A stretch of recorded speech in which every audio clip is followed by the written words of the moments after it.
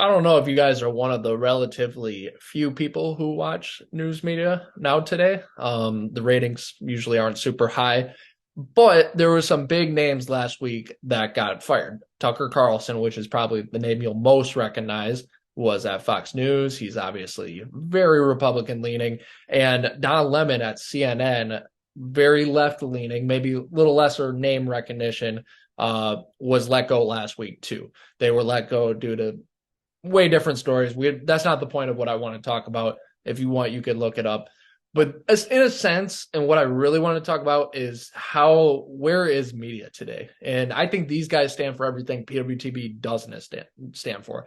And yes, does PWTB attack sometimes? Sure. Are we a little, do we let our opinions get pretty far out there? Sure. But we do it either, number one, we explain both sides first.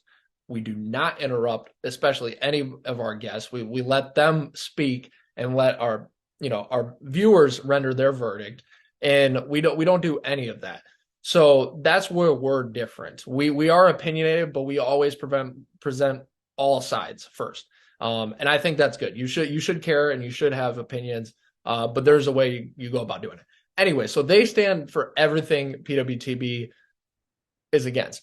But why am I bringing this up? Because it's important. The media is important, and right now it's crushing us. It is crushing us, and they're a market, and they're feeding to a divided nation. So I've got some statistics. You're gonna wonder why I'm bringing these up in a minute. It's gonna make sense if you stick with me. So in the 2004 presidential election, that's when George Bush was running for a second term against John Kerry.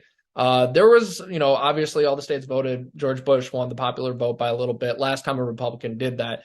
But why I'm bringing that up is because of how so much we weren't as divided then. If you look at the state margins. So let's look at Hawaii. Hawaii, George Bush lost to John Kerry by 8.74%, or about 37,000 votes. In California, one of the most blue states in the nation, George Bush only lost by 9.95%, or about 1.2 million votes. In Arkansas, a red state, George Bush only won by about 10% over John Kerry.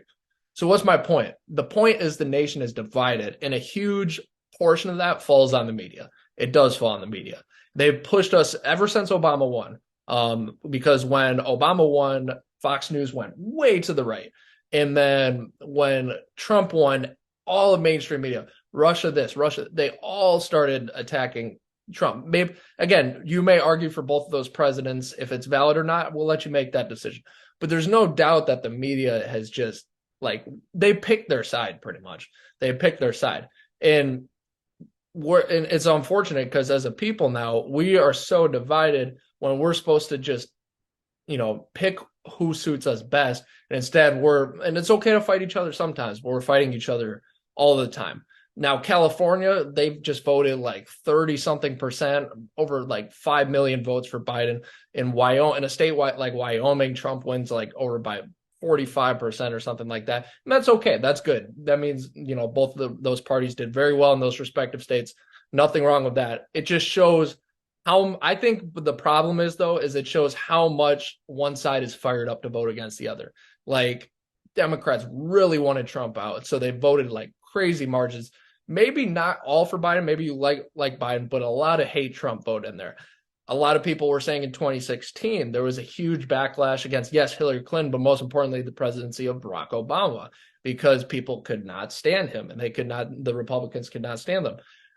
It's just so divided, and the media plays a huge role in that. So, okay, Evan, you've identified the problem. What's the solution? A good reporter, in my eyes, they let them talk. That's what I've said. They let them talk, and they challenge them through their questions. That's what I can't stand. A guy like maybe a guy like Tucker Carlson or Don Lemon, like we mentioned, they'll interrupt because they think that makes them sound like, I'm being tough on them. I'm saying, no, that doesn't make you say, as a reporter in a debate, sure, that just a debate versus me versus you or some rando, yeah, that makes you sound tough.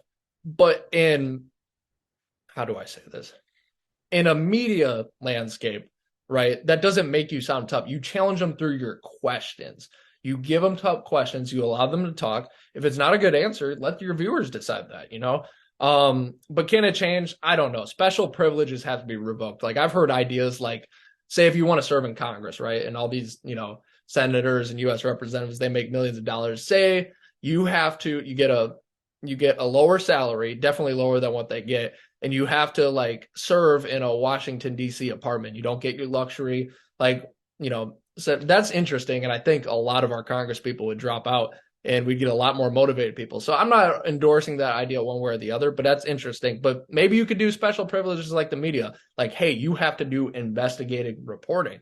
Now, do I have high hopes for that? No, because they're run by giant corporations and they just want money. They don't want necessarily what's best for the country. So I don't expect that to change. But that'd be an interesting deal. Yes, maybe you got to actually do some reporting. So we need media. We need good mainstream media, and it's not coming right now.